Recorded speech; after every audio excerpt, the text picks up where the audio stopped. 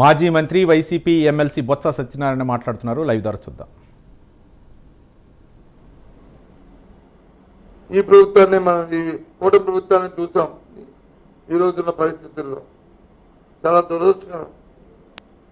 తీవ్రంగా ఖండిస్తున్నాం. ఇలాంటి దుశ్చర్యలు చేయడం ఇది ధర్మం కాదు. ప్రజా ఆరోగ్యాన్ని తీసుకెళ్లి ప్రైవేట్ ప్రభుత్వం చేయడం అనేది వాళ్ళ చేతుల్లో పెట్టి వారి దయాదాక్షాలనే మీద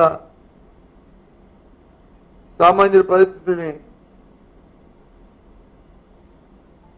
దీనస్థితిలో నెట్టడం అనేది మంచి సాంప్రదాయం కాదనేది ఆ నాయకులకి హెచ్చరిస్తున్నాం.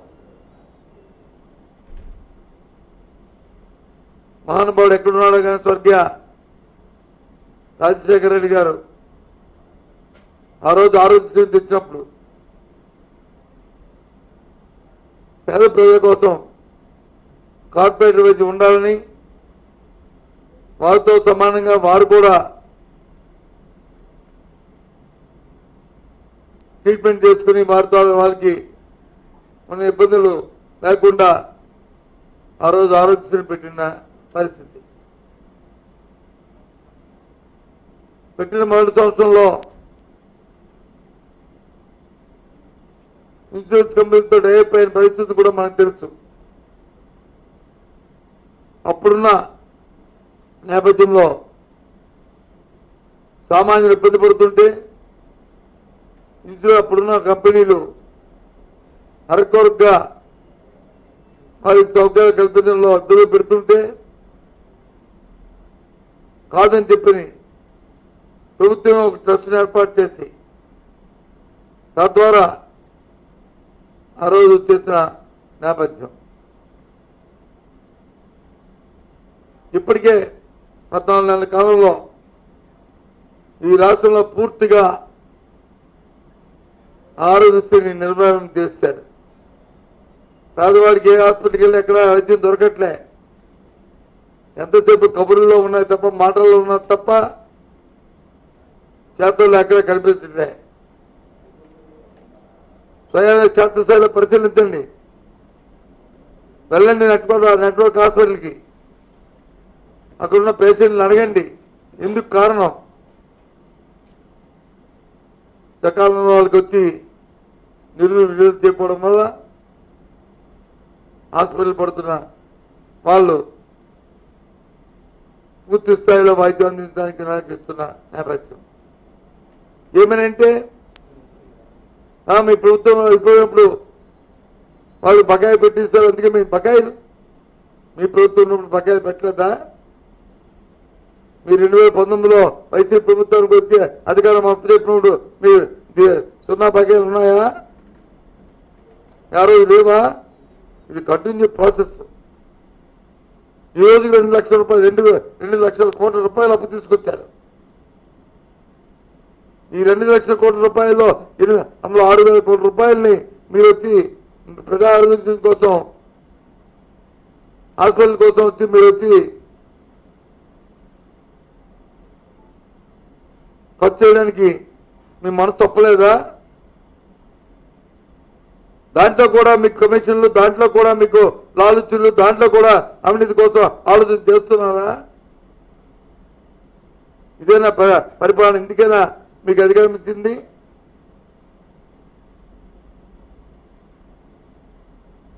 చాలా తప్పు. క్షమించడం నేరం ఇది ఇటువంటి కార్యక్రమాన్ని చేస్తే.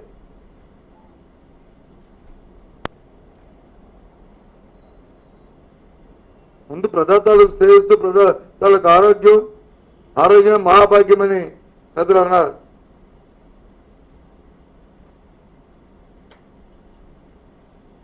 అసలు నిమ్మకు నూనె వచ్చినట్టే లేదే, చెమ్ము కుట్టినట్టే లేదే. అంటే ఒకసారి ఓటేశారు, మాకు 5 సంవత్సరాల అధికారం ఉంది, పర్వాలేదు మేము ఏం చేసినా చెల్లుతుంది అనే రీతిలో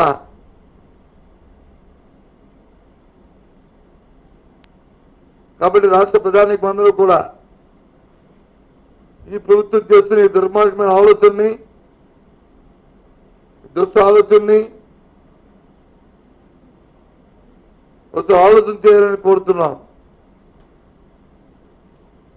మా మీద కోపం ఉంటే, లేదు జగన్మోహన్ రెడ్డి మీద కోపం ఉంటే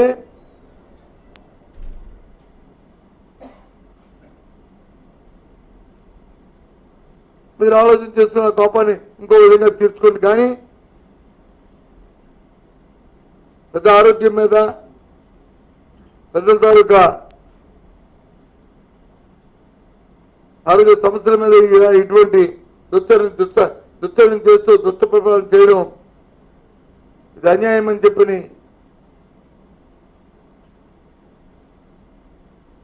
చెప్తూ ఈ చర్యల్ని మళ్ళీ మీరు పునః ఆలోచించాలని చెప్పిన ప్రభుత్వాన్ని డిమాండ్ చేస్తూ తీవ్రంగా ఖండిస్తున్నాం. ఒకటి కాదండి, ఇవాళ రైతులకు సంబంధించిన సమస్య తీసుకుంటే యూరియా మొన్న ఎప్పుడు చూస్తాం చంద్రబాబు నాయుడు తాలూకా ముఖ్యమంత్రి తాలూకా ఆయన పత్రికా సమావేశంలో ఆయన మాట్లాడుతూ బెదిరిస్తున్నాడు. ఆయన ఏం చంద్రబాబు మీ బెదిరింపులకి అదిరింపులకి బెదిరిపోతారు అనుకున్నారా? వాస్తవాన్ని కనిపించట్లేదా? వీధుల్లో జరుగుతున్న పరిస్థితులు కనిపించట్లేదా? ఊర్లో జరుగుతున్న పరిస్థితి కనిపించట్లేదా? క్షేత్రస్థాయికి వెళ్తారా? వెళ్ళండి, చూడండి. మీరు ముఖ్యమంత్రిగా, ఒక బాధ్యత వ్యక్తిగా అసలు ఎందుకు వచ్చింది ఈ సమస్య? ఏ కారణం వల్ల వచ్చింది? గత సంవత్సరం కంటే ఈ సంవత్సరం సాగు ఎక్కువైందా? లేదు మనం చేసిన ఫోర్కాస్ట్ తో ఏమైనా లెక్కల్లో తప్పులు వచ్చాయా? లేదు అనుకున్నంత దిగుబడి రావట్లేదా? యూరియా దిగుబడి చేసుకోవట్లేదా? లేదు ఒకవేళ ఇస్తే అదేమైనా బ్లాక్ మార్కెట్కి వెళ్ళిపోతుందా అనేది మీరు ఒకసారి పరిశీలన చేసుకోకుండా